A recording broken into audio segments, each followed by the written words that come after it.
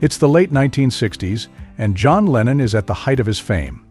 He's one-fourth of the Beatles, a cultural powerhouse that has redefined music, fashion, and counterculture across the globe. But behind the scenes, the facade of unity is crumbling, and Lennon is at the center of the chaos. With a tongue as sharp as his wit, he's burning bridges faster than anyone could have imagined. The same voice that once sang "All You Need Is Love" now lashes out, not just at the world but at those he once considered brothers. For years, John Lennon and Paul McCartney were the creative engine of the Beatles, a dynamic partnership that produced hit after hit. But as the 1960s drew to a close, the cracks in their relationship began to show. Think of it: two brilliant minds, each vying for creative control, each convinced they knew the best direction for the band. John, always the rebel, wanted to push boundaries, to challenge the status quo. Paul, with his more melodic approach, leaned toward crafting songs with mainstream appeal. Their differences, once the source of magic, became a battleground. The death of their manager, Brian Epstein, in 1967 left a leadership vacuum that exacerbated the tension. Epstein had been the glue that held them together, the steady hand behind their explosive rise to fame.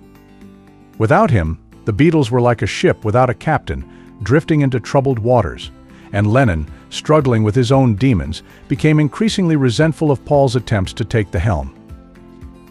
In 1968, John's life took a turn when he met Yoko Ono, a Japanese avant-garde artist who would become his muse and partner. John found in Yoko a connection he had longed for, a partner who understood his artistic ambitions and the inner turmoil he often hid from the world. But Yoko's presence in the Beatles' recording sessions quickly became a point of contention. Her constant presence at John's side during recordings broke the unwritten rule of keeping personal relationships outside the studio. To the other Beatles, especially Paul, it felt like a betrayal. Ringo Starr and George Harrison were uncomfortable with Yoko's influence, but Paul, who had always shared a special bond with John, felt the sting most acutely. For Lennon, it was a love that brought him a sense of liberation, but for the rest of the band, it was the beginning of the end. Yoko's presence symbolized John's desire to break free from the Beatles, to carve out a new identity that didn't involve being one of the Fab Four. As the band's internal tensions reached a fever pitch, their breakup in 1970 was anything but amicable. The press descended like vultures, and John, never one to hold back, launched a series of scathing public attacks on his former bandmates, particularly Paul. He didn't just end the Beatles, he seemed determined to bury their legacy with his words. His solo track, "How Do You Sleep," was the ultimate low blow, a song brimming with venom aimed squarely at Paul. "The only thing you'd done was yesterday," Lennon spat, dismissing Paul's contributions and painting him as the villain in the Beatles story. It was a bitter, public airing of grievances that left fans reeling. While John's followers admired his unfiltered honesty, others saw a man who had become consumed by jealousy and resentment. Paul, blindsided and hurt, responded with his own jabs, but he never quite matched John's level of public ferocity. For many fans, the narrative was clear: John was the truth-teller, the one willing to speak his mind no matter the cost. But in doing so, he earned a reputation as a provocateur, someone who would use his platform to wound those he once held dear. John's contentious nature didn't stop with Paul McCartney. His battles extended beyond the Beatles, spilling into his interactions with other artists and the press. He took aim at iconic figures like Mick Jagger and Bob Dylan, deriding their music and calling them out for what he saw as hypocrisy or insincerity. He publicly criticized Jagger for imitating him, and in a notorious interview with Rolling Stone, he dismissed Dylan's recent musical direction with a wave of arrogance.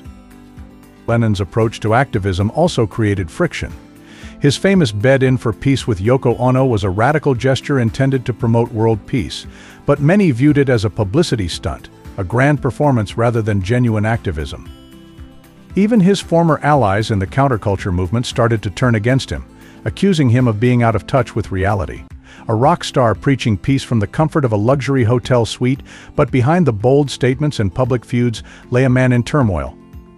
John struggled with addiction throughout much of the late 1960s and 70s, using substances as an escape from the pressures of fame and his own emotional wounds. He became notorious for his erratic behavior, fights with fellow musicians, outbursts during recording sessions, and long stretches of creative stagnation. Even his relationship with Yoko, which had started as a passionate rebellion against the norms, went through dark phases. In 1973, during what they called the Lost Weekend, John left Yoko and embarked on a period of heavy drinking and partying in Los Angeles. The escapade, which lasted nearly 18 months, saw him alienate old friends and push away those who tried to help him.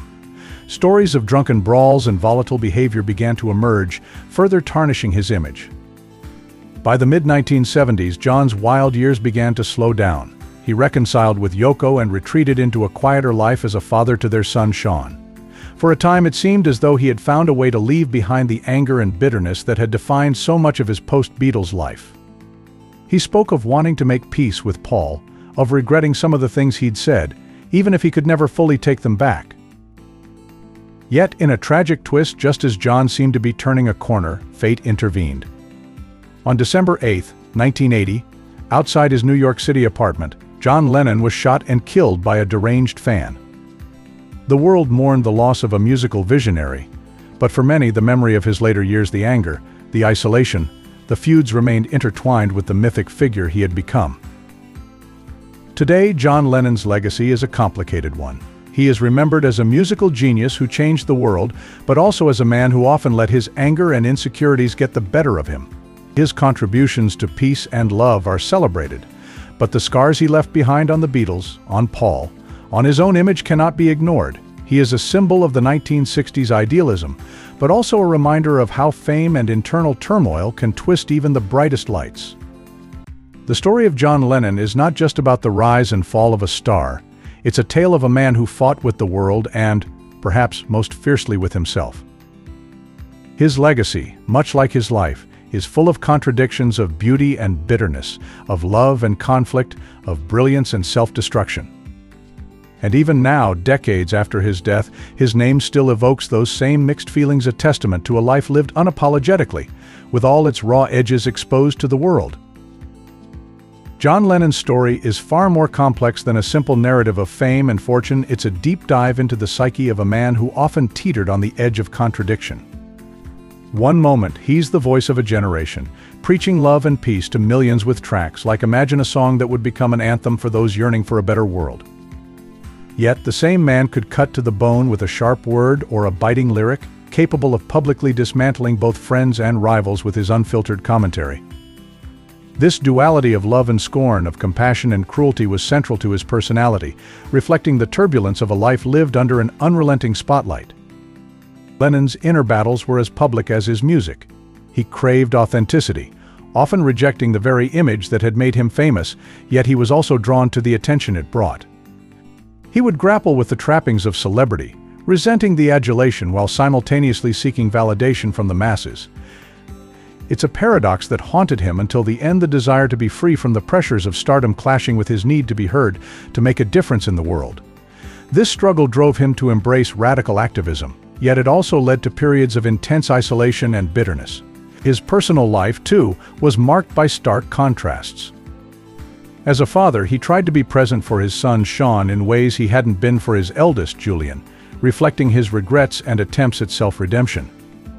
His marriage to Yoko Ono was both a source of immense creative energy and intense public scrutiny, a love story that defied conventions yet also alienated many of his old friends. John's relationship with Yoko symbolized his need to break free from the constraints of his past, but it also highlighted the loneliness that had lingered from his troubled childhood, where loss and abandonment cast long shadows. Even in death, Lennon's legacy is a puzzle that fans and historians continue to piece together.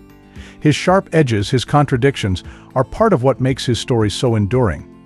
His life raises questions about the nature of genius and the price of true self-expression.